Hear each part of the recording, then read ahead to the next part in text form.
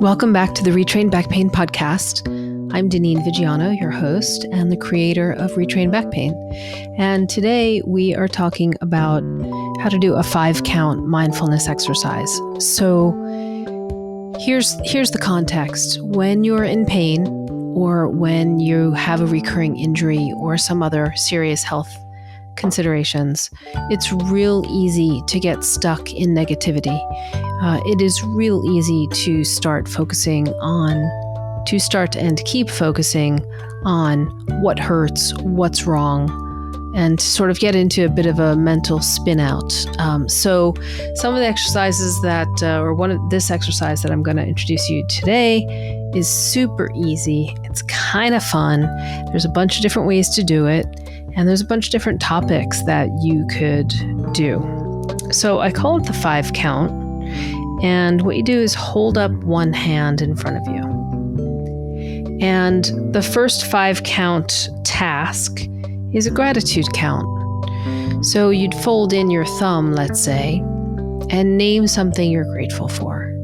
And then you'd name another thing you're grateful for and fold in another finger, and another, and another, and another. And so you've done a gratitude exercise and you've folded in your 5 fingers. The next suggestion is an achievement count. Now, this one I like a lot, particularly if you have been dealing with back pain issues, because we tend to think about our recovery as all or nothing. Like, I still have pain, so it's not better. But really, every incremental little tiny change or improvement, that counts. That is an incremental step towards feeling better and getting better. So without being too absolutist about if you're completely healed and back to your old self, whatever that means to you, it's really important to do this achievement count. And this is one that I would definitely suggest if you've had back pain and you're on the rehab journey, and it can be kind of hard to quantify if you're getting better or not, right? So you do the same thing. You'd hold up a hand, and maybe at the end of the day, you would think about your achievements for the day. So if you didn't cry, that might be an achievement, although there's nothing wrong with crying. If you were able to walk for 10 minutes, that might be an achievement. Or if you were able to do an old workout that you couldn't do for a while, that's an achievement. Right? So your achievements don't have to be gigantic things like I deadlifted my body weight. They can just be any small incremental piece of progress in your journey, in your rehab, in your back pain process of discovery. Because with back pain, it's really trial and error, and managing your mindset and managing your stress. I talk about this a lot in all of the podcasts and with all of my clients. There is no one thing that's going to help your back. It's putting together a lot of different things at different times in different dosages, and then being able to replicate what's working and do less of what's not working. That's how it works. That's what gets people out of pain. And it's going to be different for everyone. So the achievement count or the accomplishment count is really important if, a lot of my clients say, I can't do anything. I have pain all the time. And then I ask them, do you have pain when you're brushing your teeth? No. Do you have pain when you walk downstairs? No. So those are things you can do. Those need to be counted. And if you have no pain with walking up and down stairs, then you can walk up and down stairs more frequently and do a little bit more of that activity. It'll help you build strength and endurance. Another one of my 5 counts, this is a little less on the positive tip than the rest of them. This is really an improvement count. So it's the same exercise. You'd hold up your hand in front of your face, and then you'd fold down one finger and think about, what could I improve on my day? And so you might say, the whole time I was on that conference call, I was leaning to one side in my chair And that was kind of mindless postural awareness. So I could probably be more aware of my posture when I'm on a conference call. That's one way of doing an improvement. Or I really didn't pay any attention to what I was eating or drinking today. And I know that my nutrition and hydration plays an important role in inflammation and pain management. So I can do a little bit better job either in my lunch or my dinner, or just planning out all my meals if necessary to get a handle on reducing inflammation and boosting your immune system, right? So that's the improvement count. This next one is really, really near and dear to my heart, and it's called the joy count. Let me tell you why it's near and dear to my heart. This is a very personal story. And so I figured out a couple of years ago, probably about 6 years ago or 7 years ago, that I wasn't feeling excessively joyful. I was sort of feeling Grinchish in my personality. And what I discovered is that I was very uncomfortable. I had become very uncomfortable around joy. And I was in therapy at the time, in psychotherapy at the time. And what we discovered was that, my parents had gotten quite ill. And over a period of roughly 13 years, both of my parents had gotten cancer. And they both succumbed to it ultimately in that 13-year stretch.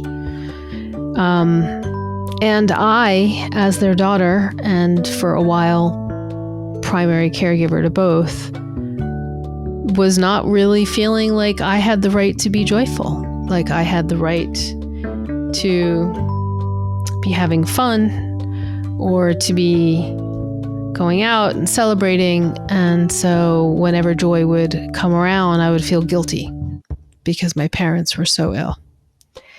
And it's taken me a really long time to look for joy. First, you have to look for it. It's not just going to land in your lap and tickle you under the arms and announce its arrival. Like joy, I like to say that joy is a muscle. And particularly if you've been through some hardship or trauma or persistent pain, joy can be elusive. It can not visit you in a very long time. So in order to have joy back in your life, you have to look for it. You have to invite it. You have to be able to stay with it. You have to be able to hold on to it and savor it. So this next one is the joy count. And for the joy count, you'll hold up your hand and you'll fold down one finger, close your eyes, and think about something that brings you joy.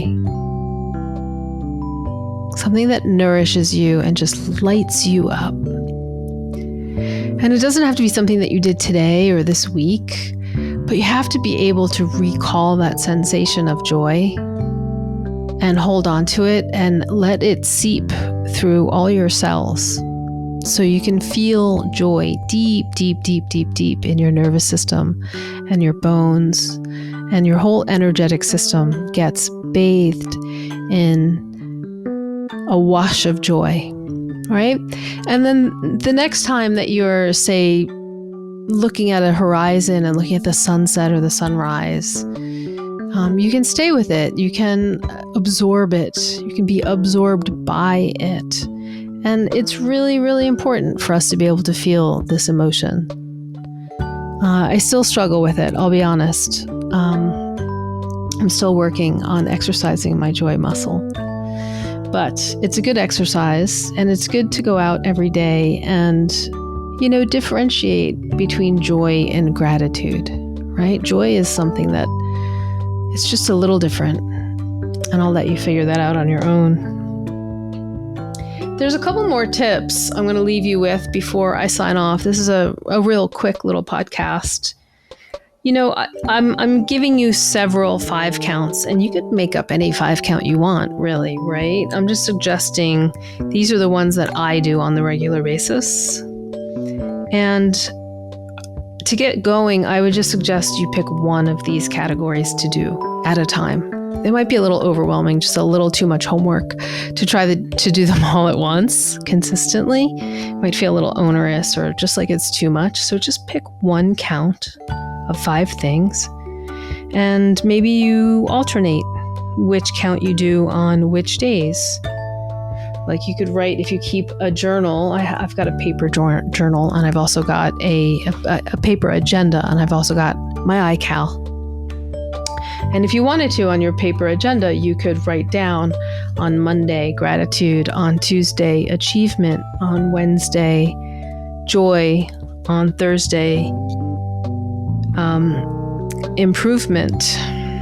Oh, I forgot to say improvement, didn't I? Oh no, I did do improvement.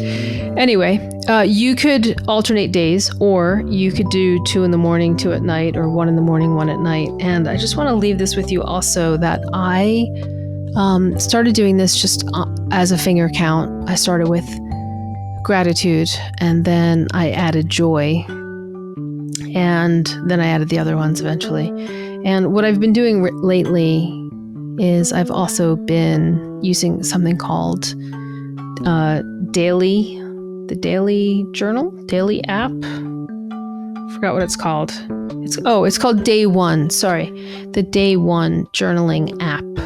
And you use it on your phone. You can change the colors. And what I like about the Day One app is you can open it up to today, and you can just start typing away on your phone, make a little journal about whatever happened or what was important. I like that you can turn on the microphone and just talk to your phone.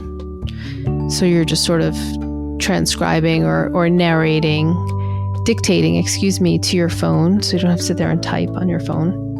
And what I really like about it is that you can set up your own templates with prompts. So you can have, what am I grateful for today? And what's a quote that I want to recall today? Or, you can set up subject categories so that when you open up that template, you just need to fill in a one or 2 word or 1 sentence to your own prompt if you want to create your own template. So that's my little tip for exercising some mindfulness and trying to express gratitude and feel joy and make small improvements and count all the little achievements. So I hope this was helpful to you. I hope it is useful and fun and manageable to help you make some incremental mental health and mindfulness moves towards the positive end of the spectrum. And if you have any other suggestions or thoughts or feedback on the topic, I'd love to hear back from you. Until next time, stay well.